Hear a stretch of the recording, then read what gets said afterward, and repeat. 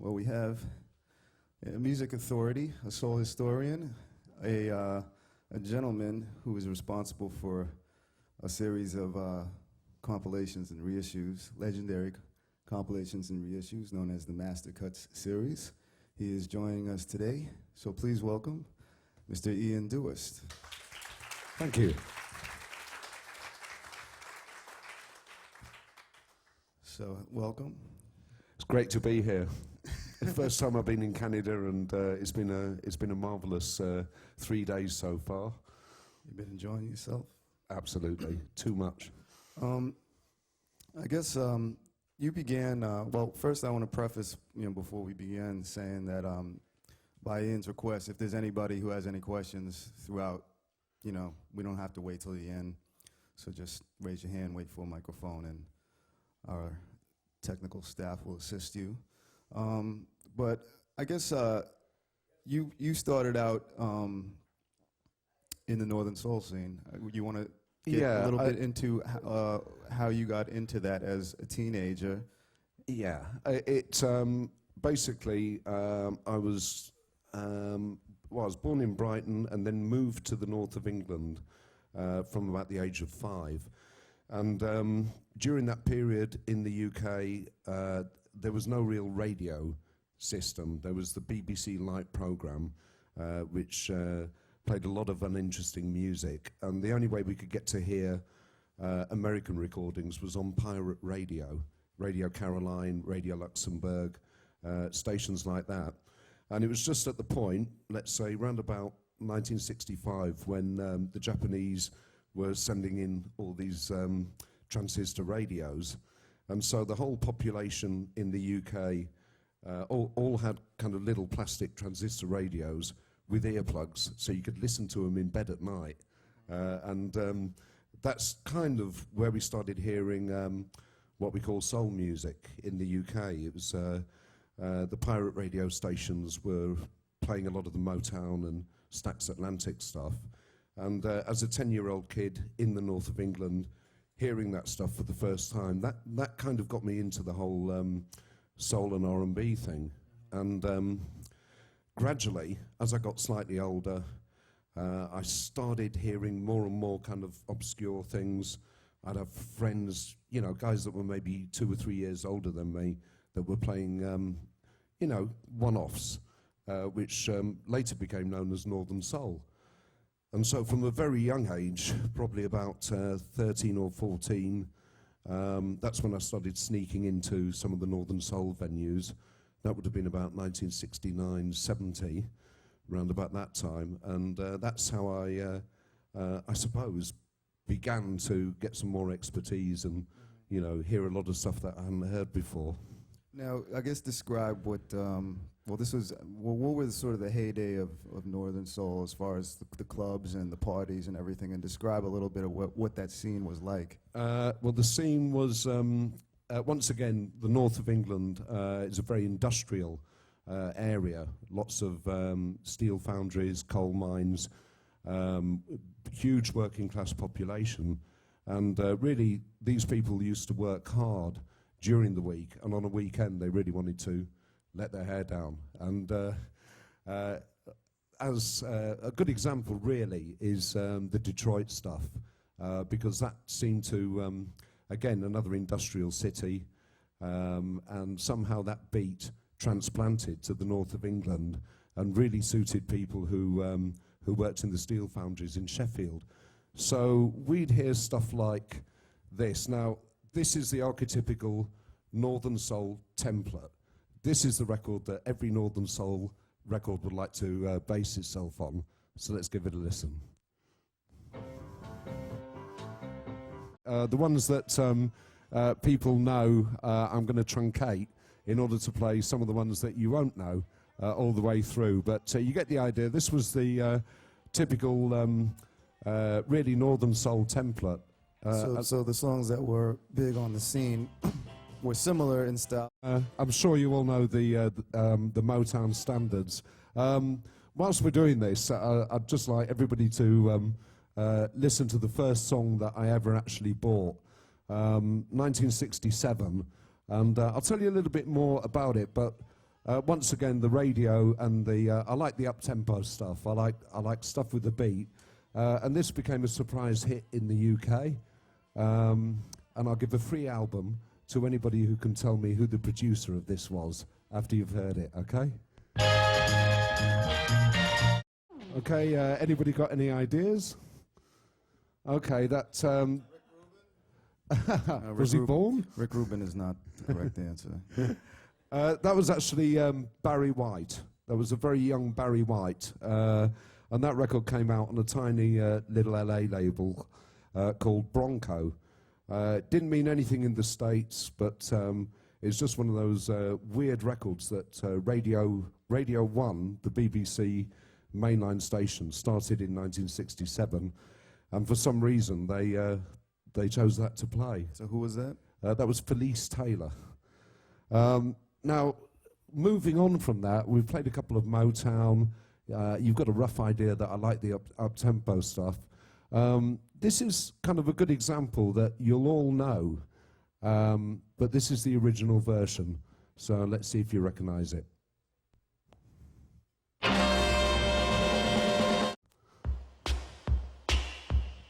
I won't bother playing that because the difference between the two versions is that the Gloria Jones one, I guess, sold maybe 100 copies in 1966, and the Soft Cell one, which incidentally I have a little part of the history of that because Mark Almond from Soft Cell used to work in the cloakroom. He was the cloakroom attendant at the warehouse in Leeds.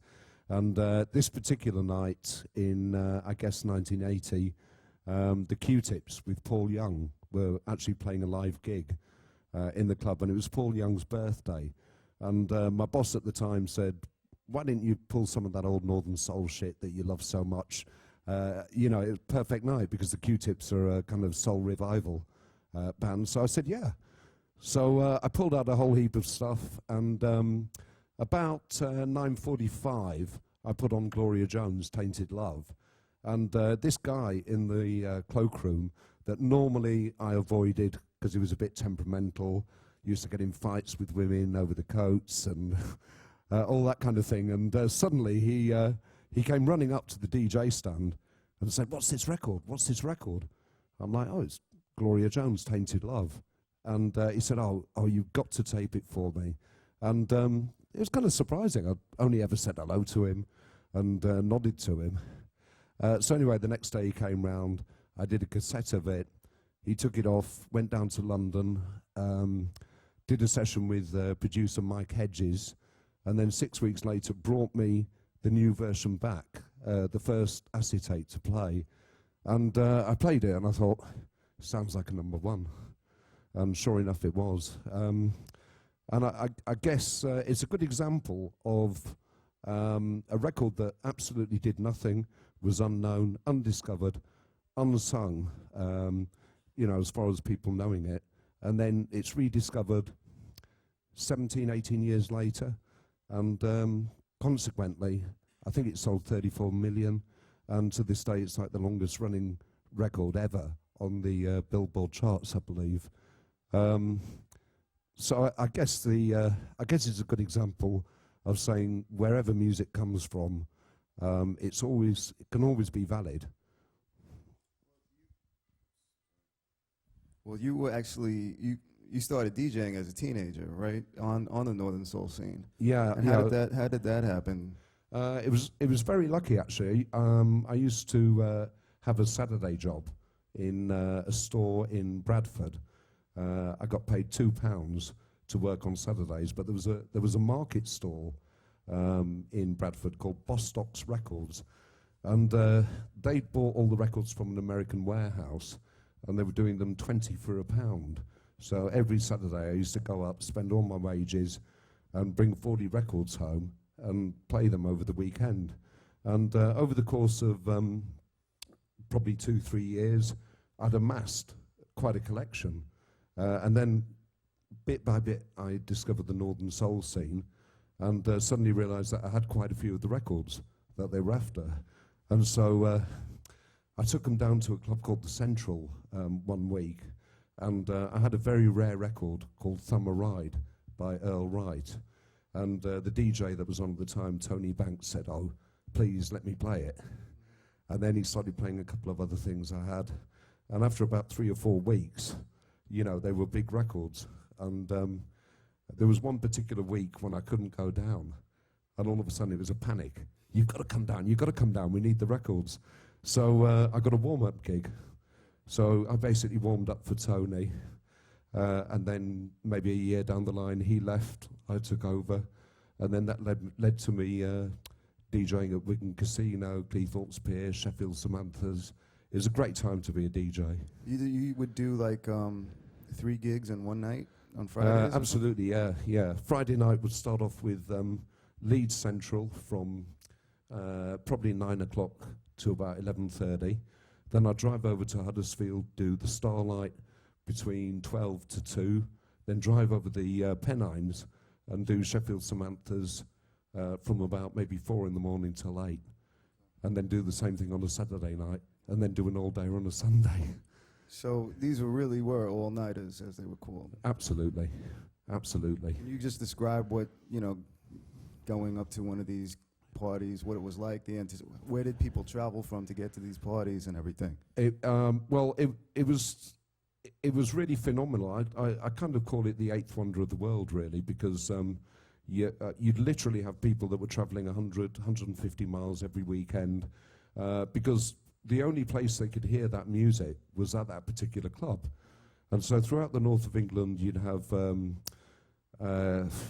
going from one side of the country to the other, you'd have Liverpool, Blackpool, Manchester, Leeds, Sheffield, over to the East Coast. And everybody really lived for the weekends then. The majority of people were in pretty boring industrial jobs, you know, probably working a coal mine or a steel foundry or something like that, but they really lived for the weekends. The weekends kind of started early on Friday night and finished late on Sunday night.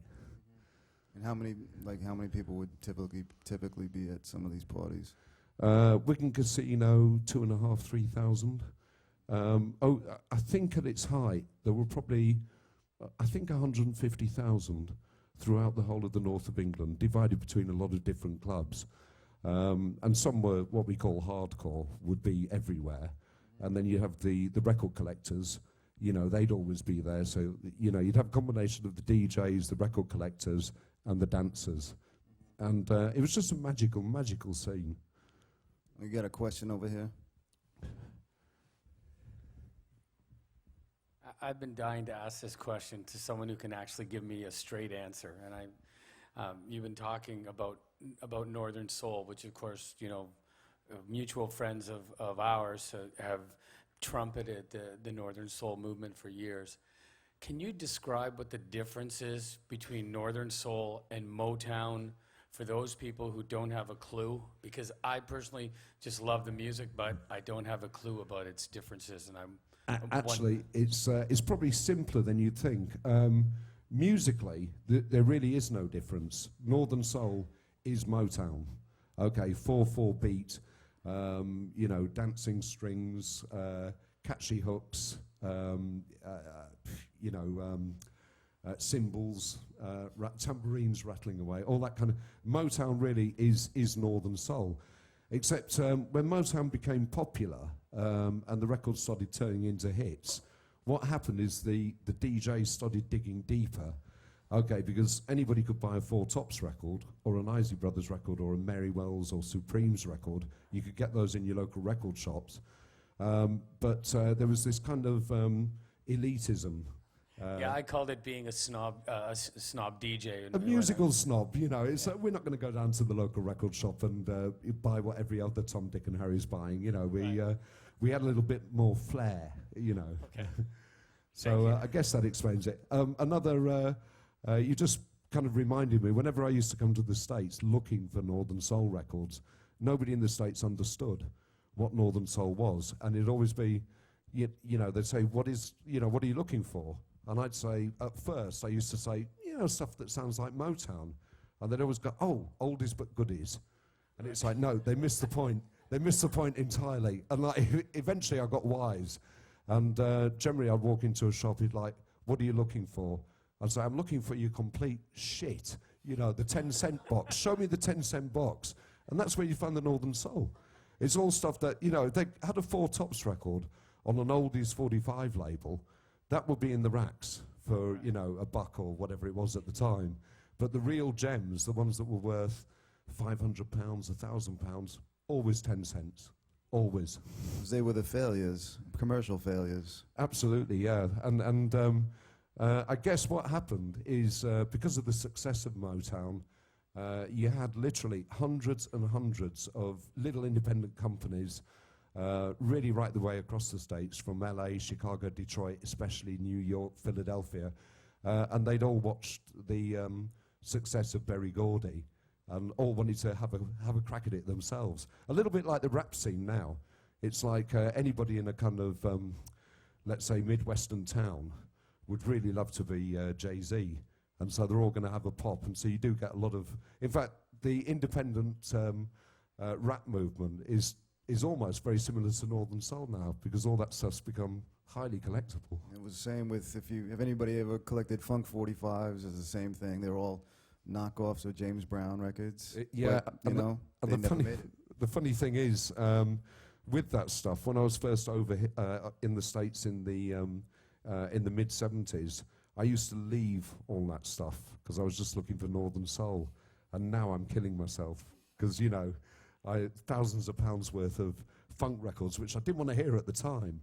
And then, of course, in the early 80s with the rare groove scene in London, that suddenly went, oh, God, I left a whole box of that record in the States. It's worth $100 a piece now. Terrible. So as a teenager, you became big on the Northern Soul scene as a DJ, and then what happened next after that, and what did you get into, and how did the music evolve for you? Well, what happened is because I was kind of became kind of quite a big DJ at a young age. So I was kind of playing Wigan Casino at 17, 18 years old, and maybe about one of the kind of top 5 DJs at the time. And nobody would sell me records cheaply anymore because I used to deal with all the collectors. I'd buy a record for maybe £2. I'd start playing it, and then the record would immediately be worth £200. And so nobody would sell me records. Like, oh, if we sell you this for £2, you're going to break it, and it's going to be huge. And so, you know, my prices started going up. If I wanted a record, it'd be like, oh, if he wants it, it's going to break. So then they'd start asking £50 or £60. And I'm like, well, hang on, no one knows it. It's like, no, it's not the point. If you play it, then everyone's going to know it. And so the only thing I could do, I got fed up with it. I got in ridiculous bidding battles on records that I knew, but the people I was bidding against didn't. But the fact that they knew that I wanted the record, they'd pay anything for it. And so I suddenly realized I'm going to have to go to the States and look for the records myself. And that's what got me to Los Angeles in 1976. So I kind of arrived in LA as a very, very green behind the ears kind of guy from the north of England in Leeds, and started going to, you know, Compton and Watts and all those kind of places where they'd never even heard an English accent, and in some cases never seen a white guy. So, you know, it was a weird time, but really the English accent kind of helped me. So I could actually go into the ghetto and into a shop that was absolutely packed full of like Northern Soul stuff. I'd just walk in and say, hey, I'm English, I just want to buy records. And they're like, the fuck is going on, you know? And it was great. I in the first 2 or 3 months in LA, I kind of hit every shop, every warehouse, found a lot of collectors, and also met a lot of musicians, which I suppose kind of neatly leads me into kind of the next stage, really, because whilst I was there, I met quite a few record people and musicians, mainly in the clubs and so on. And one night I'm in a club in Beverly Hills, listening to the Ritchie family record, the best disco in town. And it occurred to me that was like a medley of all the current kind of disco hits, you know. And I thought, nobody's done this with Motown, you know. And I know that in England it would be a huge hit. So I said to this guy sitting next to me, a guy called Simon Susan, said, I can't understand why no one's done a Motown medley. And he kind of sat up. That's a great idea. That's a great idea, baby boy. You know, dollar signs were coming in his eyes, right?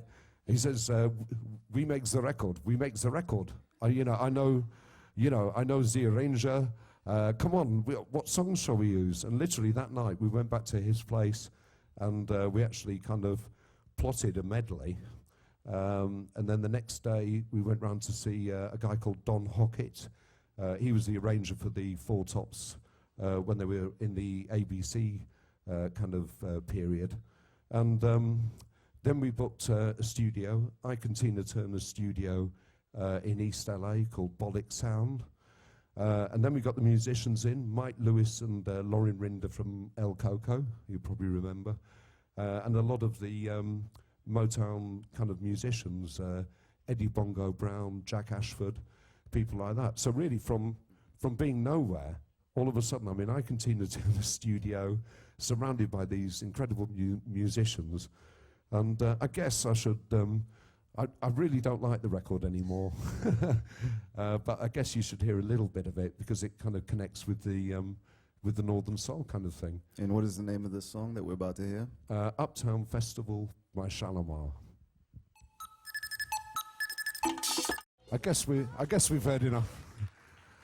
I actually hate hearing it. You know, it's like unfortunately that's. You're getting into it though. You're like, hey, you were getting into it though. You know, I haven't listened to it for 30 years.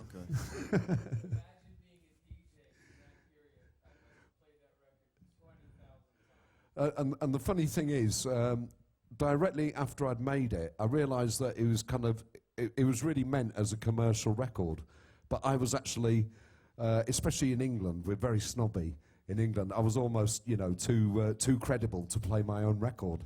So I was the crazy thing is, I got back to England, and they're all saying, "Oh, what have you been up to in LA?" So I made a record, which one? Shalimar Uptown Festival. They're like, "You did that?" And I was almost too embarrassed to. Yeah, it's just a little disco medley thing. Oh, stop it! Stop it! That's what I've come to. I get compared with Stars on 45. Thank you. That's what I tried to avoid. It was actually, I think Stars on 45, I seem to remember, came a little bit later. That was actually 76. Little bit of history. The reason why it got signed to Soul Train is we took it to Motown. Once we completed the record, it cost about, I think it cost about $5,000 at the time. By the time we'd finished, we used real musicians. We had the string section from the Los Angeles Philharmonic doing the strings. There's a mistake on the record where Don Hockett, the renowned arranger, wrote an extra 4 bars in, and we had to get somebody to ad-lib over that 4 bars. So there's a lot of kind of odd things about it. And we took it to Motown. I took it to a guy called, do you remember Tom DePiro?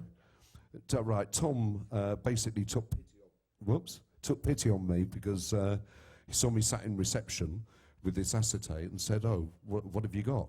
I'm like, "It's a Motown medley." So he wheeled me in, and then Susan DePass, who was the head of A&R at the time, came to listen to it, and we thought it would be a shoo-in.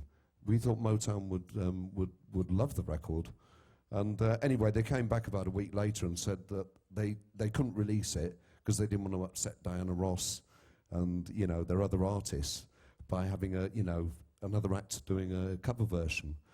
So we were a bit cheesed off, and we went to a club called the Candy Box in Beverly Hills, and who should be in there but Don Cornelius, who ran Soul Train Records and did the TV program. So we saw him the next day, played him the record. He said, "Look, here's the deal. I'll put the track on the show every other week for like 6 weeks." And he did, and it sold 1 million. It became a big hit. And then they closed Soul Train Records down and formed Solar. Yeah. Who was actually involved in Shalimar at that point? Was Jody Watley in the group? No. Because she was a dancer on Soul Train, right? Correct, yeah. What happened is they were basically session musicians. My memory's a little bit shaky now, but I believe that the male was a guy called Gary from San Francisco. One of the girls was called Andrea. She was just a session vocalist from LA. And another female vocalist called Pat Powdrill, who is kind of known within soul circles and so on. But then what happened, the first record came out on Soul Train, like I say, became a big hit, and then they folded the company and then started Solar Records.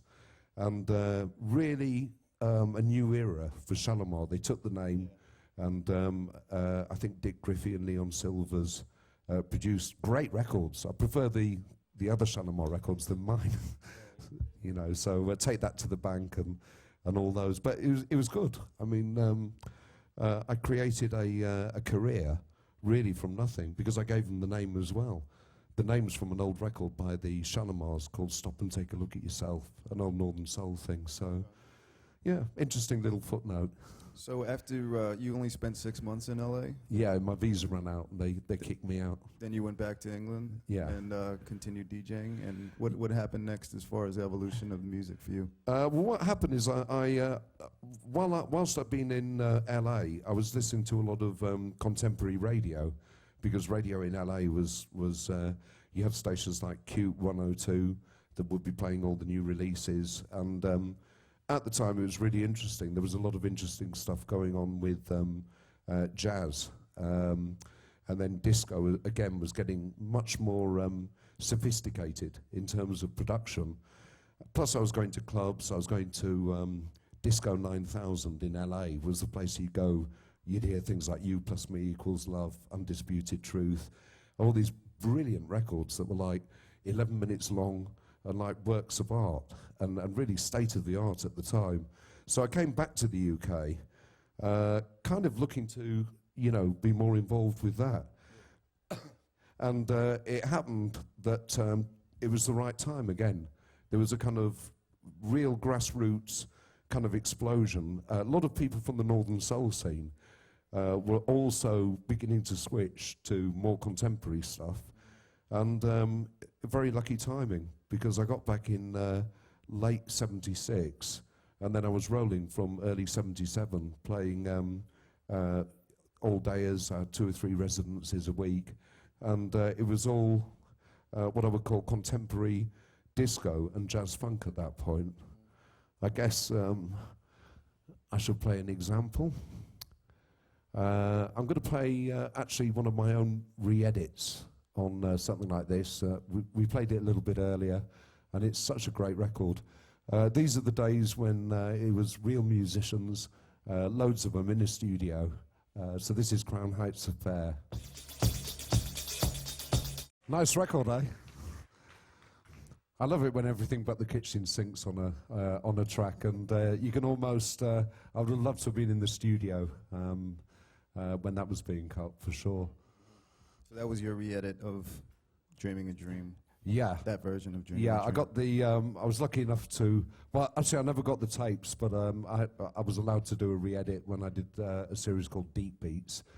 So yeah, I quite happy with that.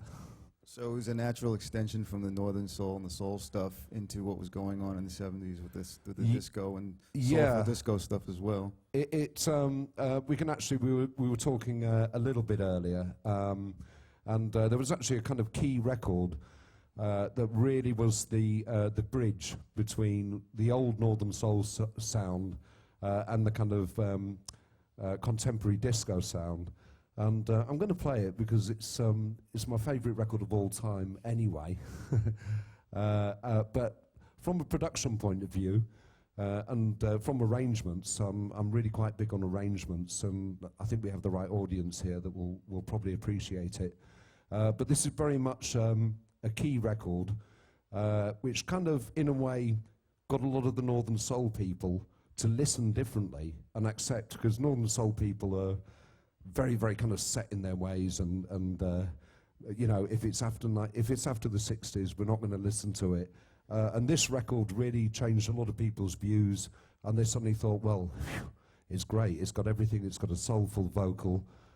It's a brilliant song, brilliant production, brilliant arrangement, brilliant vocalist. What's not to like?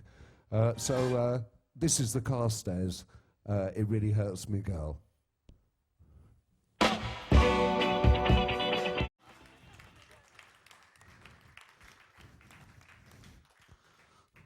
So yeah, that was the Carstairs, one of the I suppose unsung great groups that kind of disappeared from view pretty much after that record. You were like the second guy in England to have that? Yeah, right? second guy in England, and it took me 9 months to find a copy. And it's really very accidental. A guy called Ian Levine happened to be in Miami, heard it played on a radio station, and then rang up the radio station, and they literally kind of, you know, just got the record, one promotional copy.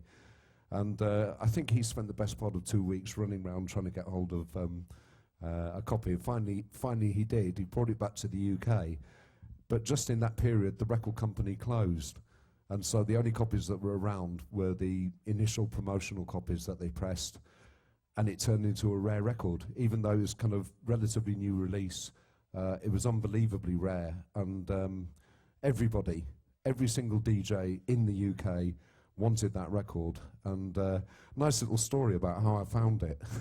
I was doing an all-dayer in Birmingham, and I just arrived there at about 6 in the afternoon, and there was a couple of the London guys that were coming out of the all-dayer on their way back to London, and one of them was a record dealer, had his box with him, and I'm like, oh, have you got anything worth looking at?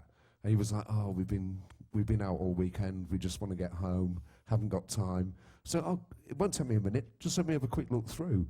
So I flicked through his box, and the second to the last record in his box was the Carstairs, and my heart just went like that. But I had to be cool. I couldn't let him know I was excited.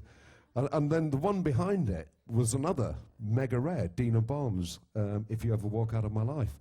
And so I kind of pulled the two records out, and I'm like, I wouldn't mind these two. Kind of throwaway, wouldn't mind them, you know, if you want to get rid of them. Like that. He said, I'm just so tired. He said, 15 quid each. Bargain of the century. And because I had the second copy in the country, the other DJ, Ian Levine, bless him, had too many enemies, so he only used to play like 1 gig a week, which was Blackpool Mecca. And consequently, because I was the only other guy that had the record, all of a sudden my bookings went up 400%, and it's a great record to champion. I think we have a question. I was just wondering if you ever got in touch with the Carstairs themselves, or if they themselves were ever aware of the impact that their record had. As a matter of fact, there's like a mini industry now in the north, you know, in the north of England, with promoters that are actually digging out kind of the original groups, and there is actually the performance has turned legendary now. They did actually get the Carstairs back together. The lead vocalist, guy called Cleveland Horn, unfortunately has passed away now, but it's there on YouTube. And if anybody wants to have a look at, you know, them actually performing the song live, that's one of the things about Northern Soul. Quite often, you'd have people that were really cult heroes in the UK, like J.J. Barnes, for instance, had 3 or 4 huge Northern Soul records, and he didn't know. He was in Detroit. He had no idea that he had a fan base in the UK. And when they finally kind of brought him over, he played Keighley Variety Club. I was DJing that night, and you could just tell his mind was blown by the fact that everybody in the audience knew the lyrics to his song. And what happened, he came on stage, and it started with a song called Please Let Me In. And before he could even get to singing on the mic, the 300 or 400 people started singing the song. And he just broke down. He's like, what? I've been in obscurity in Detroit, and all these kids know the song backwards, you know. So it's really got a lot of nice things about it. And one of the nicest things is the fact that a lot of these guys made these records, they went nowhere, they disappeared, and then 15, 20 years later, they turn up in the UK and become big all over again. The scene was based so much on exclusivity as far as like what you had selection-wise, but they're just, they're pop, they're concise songs. Yeah. So it's really not. It's different from, I guess, maybe what some people's interpretations are as far as what mixing is or doing a set.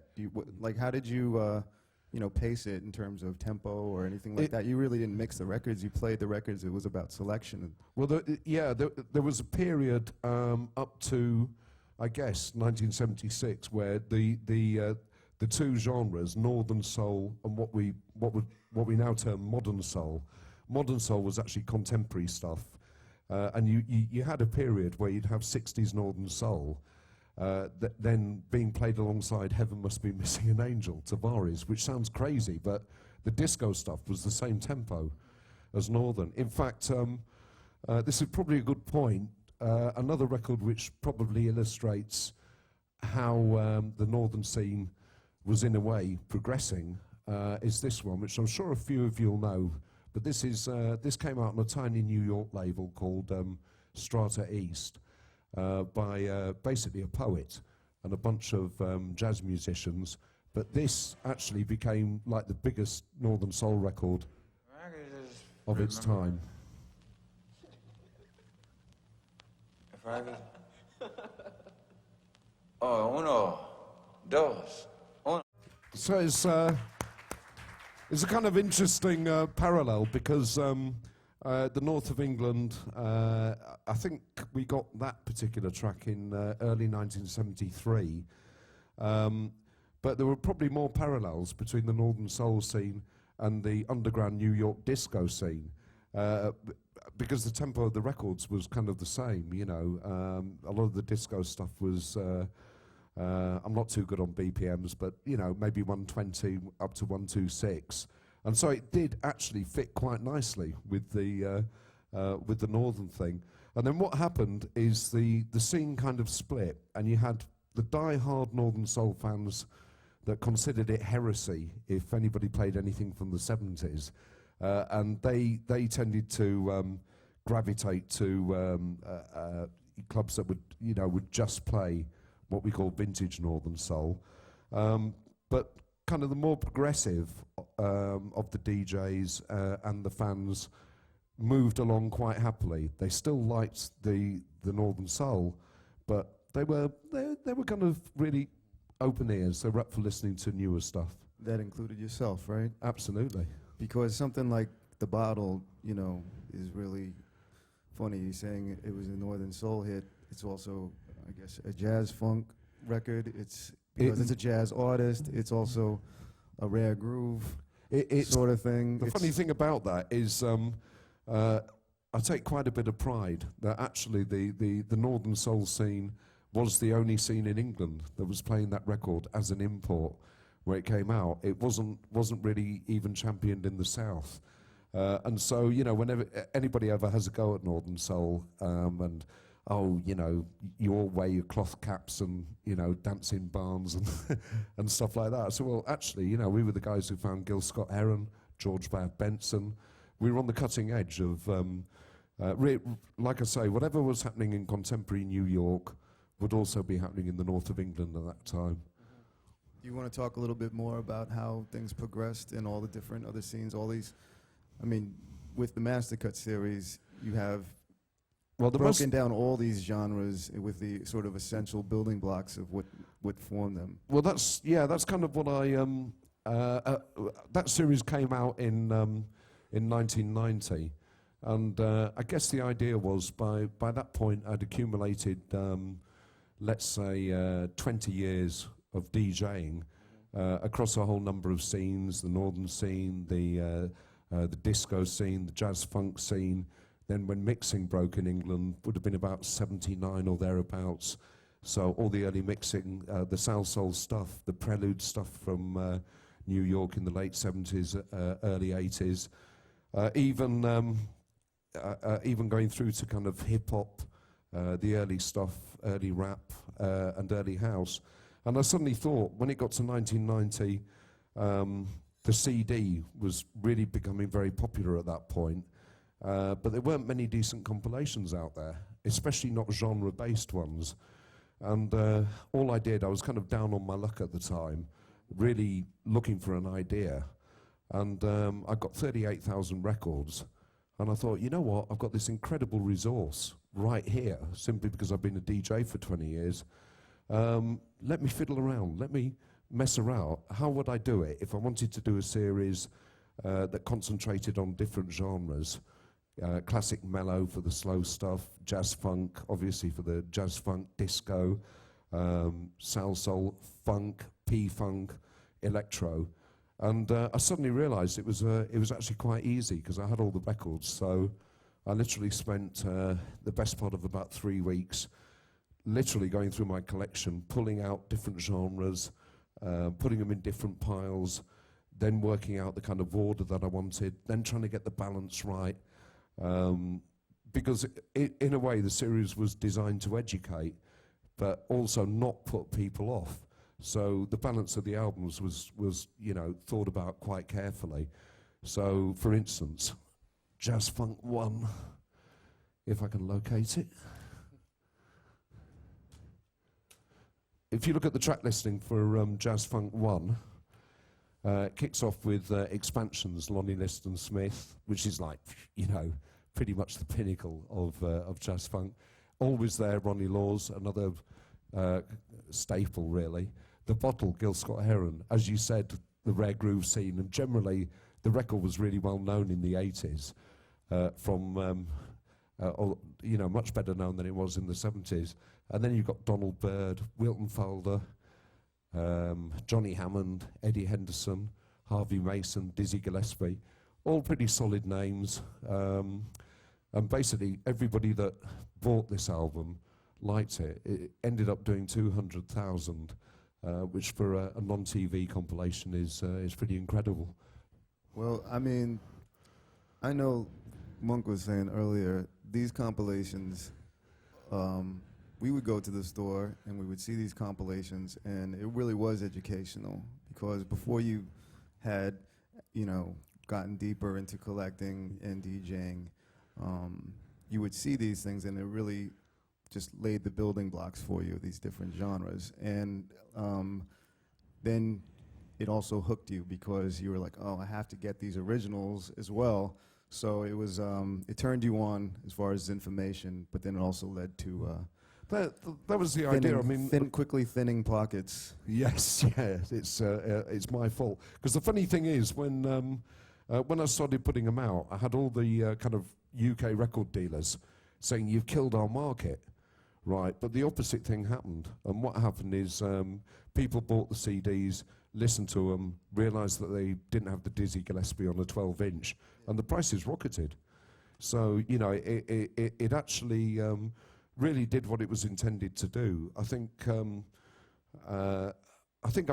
been in a very good position of basically utilising my experience and trying to pass it on for the benefit of, you know, people that weren't around back in, you know, the early 70s or mid 70s or in any particular period. And what these albums were designed to do, and thank the Lord they managed to achieve it, was exactly as you say, provide a foundation for people that, you know, they're not sure exactly what jazz funk's all about, but if you're going to buy a jazz funk album, buy Classic Jazz Funk 1, and if people had a good time with that, it made them, you know, it made them want to check out other areas.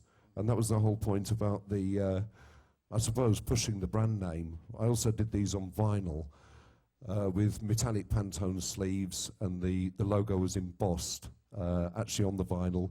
DJ friendly, only 3 tracks per side, so you got really good fidelity. And tried to deliver them up, I suppose, like an expensive box of chocolates, but more a sort of musical kind of selection. And eventually we managed to get 50 of them out there. And, you know, it was a really kind of a career high point in a way. What, like, say for some of these folks who, you know, might get an opportunity to have some tracks licensed for different compilations from somebody like yourself, what sort of wisdom can you impart to them? You've been on one side of it, but also, what can you tell them about the process? Right, okay. I think from some of the lectures that I've been listening to, the music business never really changes. You're right, you must have legal representation. Okay, that's the number one piece of advice I could give anyone, because even if the formats change, right, the fact of the matter is that and I hate to say it, the music business is seeped in the traditions of ripping off the artists, to be quite honest. If not ripping off, then certainly taking advantage of them. And I suppose that, the key thing really is it's always a bit of a bargaining process. If you're an aspiring young musician, it must seem very, very attractive to want to, sign to a major record label. And there's swings and roundabouts involved in that. They might give you a couple of 100,000, quid, and you think, oh, lovely, I'm not going to struggle anymore. I can buy what I want and all the rest of it. You will pay that back, make no mistake, and the rest, okay, because you get limos delivered to your house, you'll be taken to this party, that party, and it's all chargeable against you. I think one of the things that is probably good about what's happening in the music business at the moment is the fact that I think it's going to empower artists, the fact that they can be more in charge of their own destinies, in terms of, kind of the revolution that's going on at the moment, now, theoretically, you don't really need a record company. You can actually bypass that. From a licensing point of view, that's really a whole other discussion, really. It's not easy to license a lot of these tracks. Also, we have a declining market at the moment, which hopefully is bottomed out, and which hopefully the CD will hold. But the business models for digital haven't really been thought through yet. I'd like to see a digital version of Mastercuts. Right. Well, I think that's what's valuable, even just, with the lectures we've done these 2 weeks, is putting things in context, because, all this music is available. In theory, you can get it, but, that's the job that these compilations do, as well as these discussions have, is putting everything in context and understanding where it comes from and where the connections are. Absolutely. So to me, that's really invaluable. Yeah, I think so too. I think that all I can do as a compiler, there are kind of different markets these days, because CD sales aren't what they used to be. I have this series, and by the way, I've just given the guys a 2-hour radio show, which is exclusive actually to Red Bull. You can hear the Vintage Grooves show, which has some lot of key mixes from different genres. But these days, you have to design compilations to sell really in supermarkets as well. It's not, in the old days, there used to be lots of indie shops, Virgin, HMV, and if you got in those stores, it would be great. These days, it's not enough. And so you have to actually target your compilations really to kind of wider audience. So it's always a balancing act to, for instance, on this funk one, if I was going to do a funk one, I'd be more going down Keb Dodge territory, putting lots of rare stuff on. But someone casually purchasing in a supermarket has to know X amount of tracks. So this is a fairly commercial proposition, so I've tried to balance it with, for instance, there's, Pick Up the Pieces, The Average White Band, LaBelle, Lady Marmalade, Family Affair, Sly and the Family Stone, Curtis Mayfield, Freddie's Dead, and intersperse those with some of the lesser known ones. And touch wood, that seems to be working. What sort of, how did your work as an A&R sort of shape your sensibility as well? In the 80s, you were working at Capitol as well, right? Yeah, I kind of really dovetailed into A&R. I was mainly a promotion man. I actually started off as a promotion guy, doing club promotion. When I moved to London, I got a gig with EMI. EMI was a very, well, as you were saying earlier, very staid company, had no presence in the clubs at all. And they needed to wheel somebody in to start promoting properly. And so that's basically what I did. And then as a result of that, because I was out and about 6 nights a week, they used to pay me to go out. That's how good the job was. You know, actually, my first month at EMI, I was a little bit worried about submitting expenses. You know, I'm like, how much expenses can I submit? And I asked around, and I said, well, you know, whatever you spend. So I added it all up, and I'm like, it's about 500 quid, you know. I've been here 4 weeks, I'm putting in 500 quid expenses. Little bit nervous. Passed the expense form through, and then about an hour later, there's a shout from the boss's office. Dewhirst, get your ass in here now, and shut the door. I'm like, oh no, I'm gonna get done now for too high expenses. He held my expense sheet out. He said, what the hell is this? I said, I'm sorry, look, I'm new to the job. I'm having to go out every night of the week. And he said, it needs to be 3 times this. He said, I want to see, I don't think you're doing your job properly unless you put in £1,500 a month.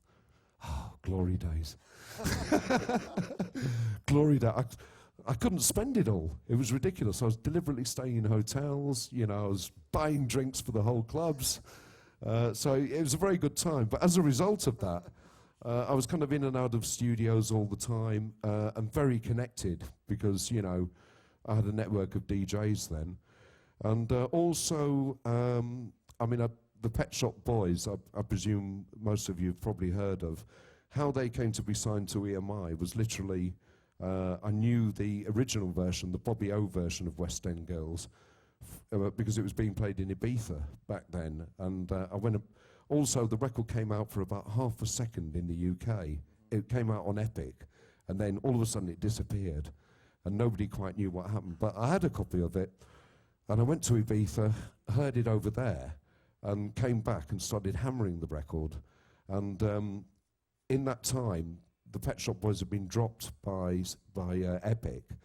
And I just happened to be in the publicist, the PR girl's office, and I saw a cassette on the desk saying Pet Shop Boys and West End Girls. And of course, you know, I'm like, we already have a version of West End Girls, you know. So I said to Susie, the girl, I said, well, what is this? She said, it's a different version. So I said, oh, can I hear it? I put it on, and I thought, that's the #1 record. And I immediately ran through to the A&R department and said, we've got to sign this band. And they all looked at me like, you know, crazy. And then they heard the track. And then the rest is kind of history. You know, they West End Girls, I was also promoting it. So, you know, I made sure that everything worked nicely for that. Also, jumping on a bit, when I worked for Ireland, a good example is I signed a group called the Wild Bunch. Which was very much kind of the most credible rap act in the UK at the time, mainly through Nelly Hooper. Right, Nelly Hooper was a very, very serious, intense young guy that really knew his stuff. He insisted when we did the deal, he insisted Howie B had to do the mastering, and he wanted to go to New York to supervise it. And although the Wild Bunch releases for 4th and Broadway, they were 2 ahead of their time. That was the problem. They were about 2 years ahead of the time. But the group then mutated into Massive Attack, Soul to Soul. Nelly Hooper's gone on to be an international producer, U2, Madonna, etc. And all these things happen very organically, you know. And I like to think, I mean, I didn't even know I was going to be in Toronto till, early last week, you know. And I you know, that's the way I kind of like to play things, really. It's, I think if you're fairly kind of honest and passionate about what you do, and passion's a major thing that I've witnessed here all week, then I don't think you can go far wrong. Maybe do a little bit better financially, but I'm very happy with what I do generally. In 2003, you were in charge of the South Soul reissue, is that correct? Or is that earlier, or you were? No, the Soul. Right, okay, a couple of things just to, I suppose, put things in context. Okay. For 5 years, I ran a company called Simply Vinyl, which reissued lots of rock and pop soundtrack classics on 180-gram vinyl. And then kind of when that market, I did about 500 releases for them. And when that started slowing down, I kind of went back to my first love, which is really Salsoul, which is, I guess, the archetypical #1 disco label of all time. And kind of repackaged the series and did somewhere in the, I think, 35 CD releases. We reissued all the 12 inches. So again, it's nice to be involved with stuff that I was buying, 30 years previously. Mm-hmm. Well, getting back to aesthetics, then what about, that catalog stood out to you in terms of songwriting, arranging, everything that sort of you valued in a song? Well, I guess probably the best thing to do is kind of demonstrate really why I got in the business in the first place. And a lot of it's down to the influence of the songs you hear as you're growing up. And what I've found, and it's something that I like everybody to really focus on, the art of arrangement is something that I think has gotten lazy in the last few years. It's very easy to have a computer and a keyboard and imagine that, you can play everything. Okay, but you're missing an awful lot of the nuances of individual instruments and clever arranging. So if it's okay with you guys, I'd like to play a couple of things to sort of illustrate the point. This is a pretty good example of top songwriting and arrangement prowess.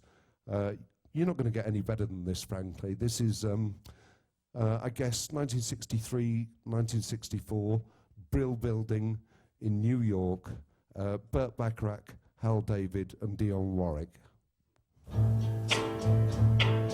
I think you probably get the drift there. The beauty about that particular period of time is that there used to be a very famous building in New York called the Brill Building, and musicians would literally go in at 9 o'clock in the morning, sit down. There'd be 2 chairs and a piano, and they would have to create something from that. And I think that's I kind of quite like the simplicity of that kind of thing. They if they didn't get a hit record, they weren't going to eat. It was almost as simple as that. But to demonstrate, again, arrangements don't have to be overcomplicated. You can do fantastic arrangements with very few instruments, as long as you've got the right vocalist. What about Walk On By, that version, the original version, really stood out to you arrangement-wise? What said it? What about that particular the Dionne Warwick version of Walk On By? I love everything Dionne Warwick's ever done. I mean, I never get sick. I mean, another example, just while we're talking, of an irresistible arrangement and just a great song. It's a very good example of a fantastic lyric, really put with a great arrangement. The lyrics of that are actually about kids going to LA looking for stardom, and it's just lyrically. Hal David wrote the lyrics, Burt Bacharach did the music, but just the sheer poetry of his lines, and all the stars that never were are parking cars and pumping gas. I mean, that's poetry. That's just absolutely beautiful. Another example, and I've fallen in love with this record again, mainly because of the string arrangements. But it'd be nice to share it with you, see what you think. Beautiful. a little bit of everything there. You've actually got social commentary. I mean, that song's actually about an illegal abortion, right? You know, very, very simple instrumentation, but deadly effective, you know, arrangement and strings. I did that, but basically I'm a kind of soul, black music aficionado, but you know, really it doesn't matter what areas of what areas of music you come from. Bobby Gentry is a country and western singer. I've got other examples which unfortunately I haven't got time to play, but I've become less bothered about particular genres. If music's good, it's good. I'd like to give you another example. I particularly like this record because it's got a kind of stoner mentality about it. But also, again, it's another perfect example of a fusion between the band War, very early on in their career, who were black and Hispanic musicians, and Eric Burdon from Newcastle in the UK, who was a 60s rock star with the Animals. And another example of a great arrangement and lovely lyrics, and just a general nice ambience about it.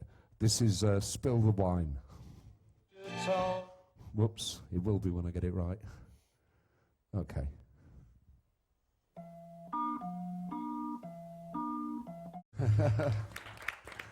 A stoner anthem. You don't have to think too much about the lyrics on that, but I think Eric had been living in San Francisco at the time. He'd done a lot of experimenting, but again, a very happy accident that he ended up in LA and actually discovered War, and I even remember them coming over to the UK and playing the Isle of Wight festival. And Roy Carr from New Musical Express saying they're the greatest band he's ever seen in his entire life. They were just there for a little while and then they moved on. But I guess that's the beauty of music. A lot of things happen organically. And I think that's a good example of two different styles just meshing really nicely.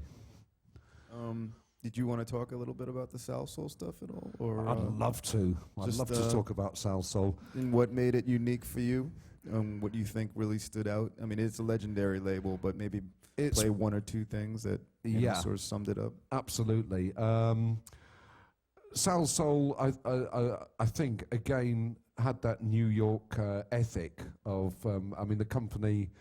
the guys were around. They were in the Latin music business, kind of from the mid-'60s. But what I liked about South Soul was it really had very, very strong A&R, artist and repertoire. So, they were very, very serious about what they did, and they used people that were at the top of the game. So the majority of the recordings were done at Sigma Sound in Philadelphia using the... essentially the South Soul Orchestra, which were also MFSB, used by Gamble and Huff, all those old OJ's records and Harold Melvin and the Blue Notes and Billy Paul and so on. It was essentially the same musicians with South Soul. What I liked about it was, again, it was a fantastic age. It was also the beginning of the 12-inch era. It was when DJs suddenly started getting very, very, very creative. And I guess a good example is going to be this particular one. This was the first ever commercially released 12-inch record, I believe. It was on the edit block, I believe, for a couple of months with really a cult hero of mixing called Walter Gibbons. And Walter was a very spiritual, deep guy, and he pretty much invented the art of 12-inch mixes, along with Tom Moulton, of course. Tom Moulton is probably much more on the melodic, sweeter side of mixing. Walter was just a complete head case, is probably the best way I can put it, in the nicest possible way. But this is really a kind of outstanding example of what salso's all about. So this is the Walter Gibbon mix of 10% by Double Exposure. One of the problems with salsa records is the average length of the mix is generally 10 minutes. Here's another example. It's almost going to the other end of the spectrum. One of the key people at Salsoul was a guy called Vincent Montana Jr., a vibe player, okay, but also a very, very gifted arranger. You see, I keep swinging back to this arrangement theme all the time, and this is a good example. Top-rate vocalist Lolita Holloway with a song and arrangement by Vince Montana. It's just a thing of pure beauty. This is Runaway. Some nice free-form vibe playing there. Good. Yeah, that's pretty much a masterpiece, I think. Absolutely. Anybody else with any questions at this point for Ian?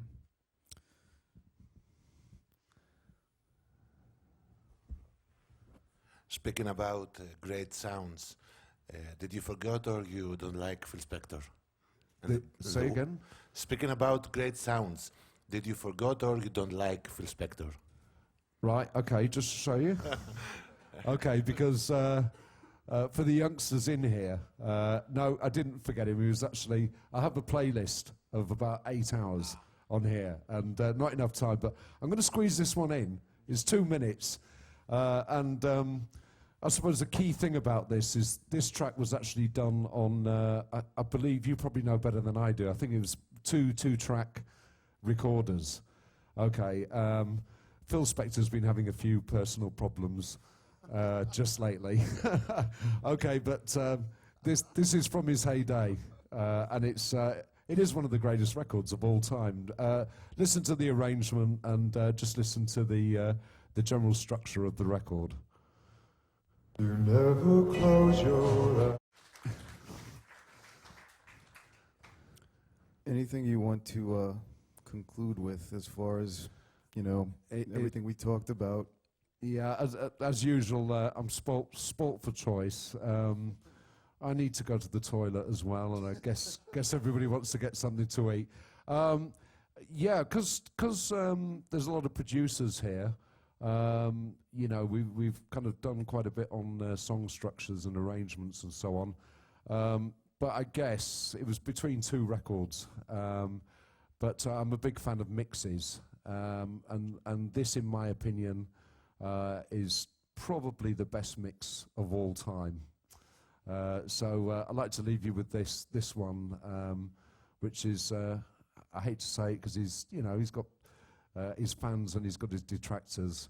But this is actually Larry Levan, the mix of Gwen Guthrie's Seventh Heaven, which has some incredible dynamics in it, and should really be a template for any mixers, in my opinion.